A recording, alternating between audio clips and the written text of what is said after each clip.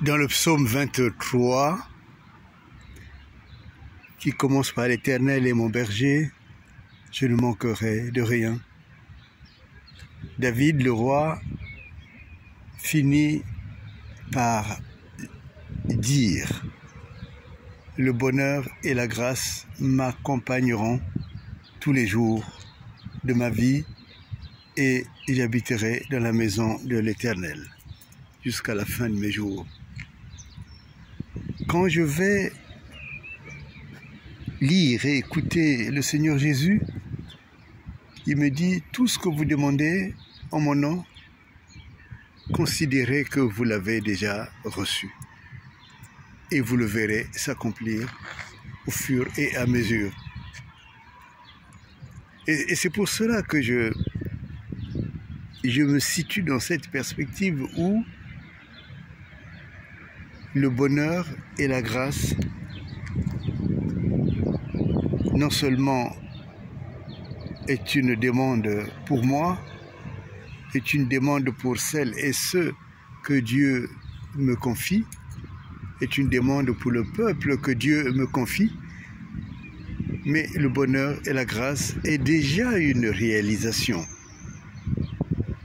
pour moi, pour celles et ceux que Dieu me confie,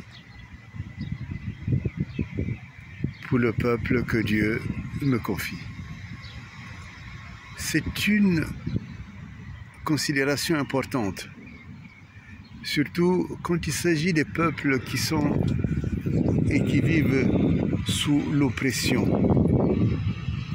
C'est une considération très importante car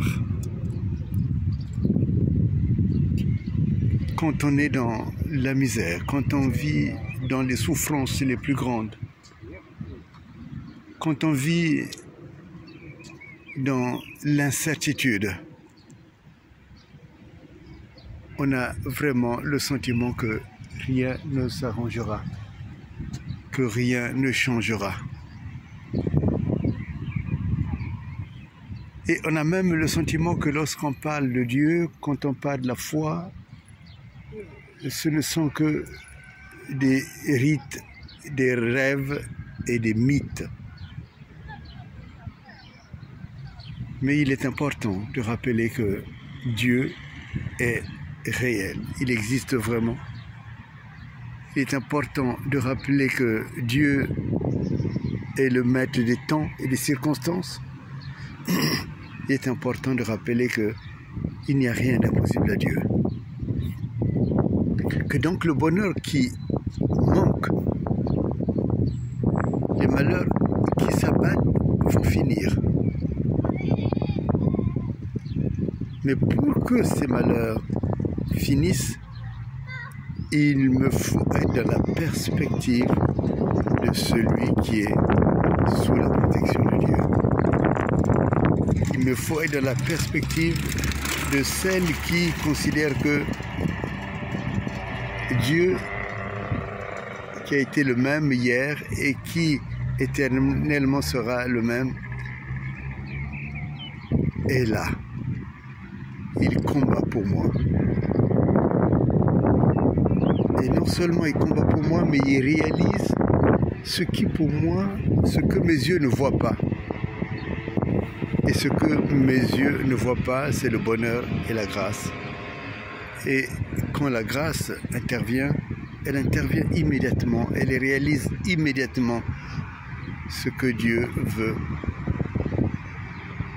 Et donc, nous, frères et sœurs qui sommes dans le Seigneur, il vient réaliser ce que nous attendons. Et c'est pour cela que je voudrais vous inviter à cette prière. Ô Dieu de grâce, délivre-moi